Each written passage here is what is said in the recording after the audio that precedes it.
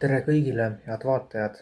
Eesti Eest nädala uudised 128. saade, sedapuhku pisut lühendatud kujul. Vaatame üle, mis oli lõppenud nädala kõige olulisemad uudised.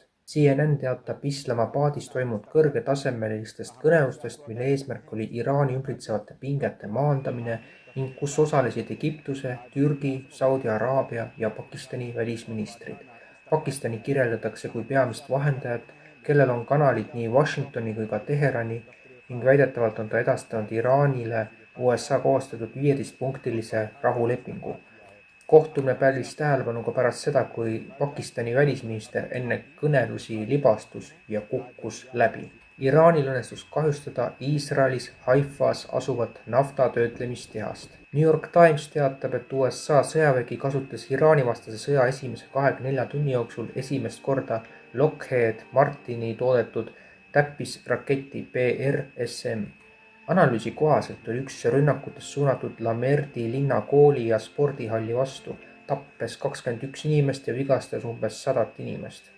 Rünnak Lamerdis toimus vaid mõni tund pärast Minabi tütarlaste kooli rünnakut, milles hukkus üle 100 lapse. Hotell, kus majutatakse Põhja-Iraagi Sulaimaniyahis sihikule võetud USA vägesid.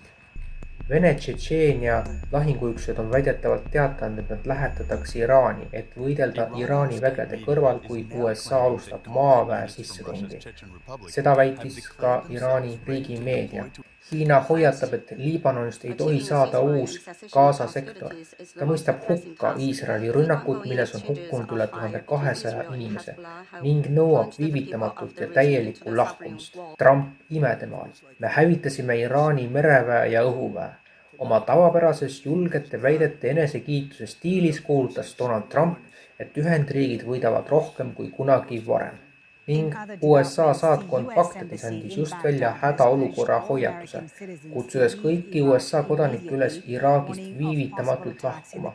See hoiatab relvastatud rühmituste pealsete rünnakute eest USA sihtmärkide vastu järgmise 24–48 tunni jooksul, teisisõnu siis kas reedel või laupäeval, saade on eetris pühapäeval. Washingtoni Lähis-Ida poliitika on täielikult läbi kukkunud. Tänan kõiki, kes meie saadet vaatasid. Järgmisel nädalal on saade natukene pikem taas, aga vandenõude analüüs, kui selleks läheks veel kütusele normeerima hakatud planeetis hiljemalt aprillist. Seniks aga peame vastu ja kohtume järgmistel kordadel. Nägemist!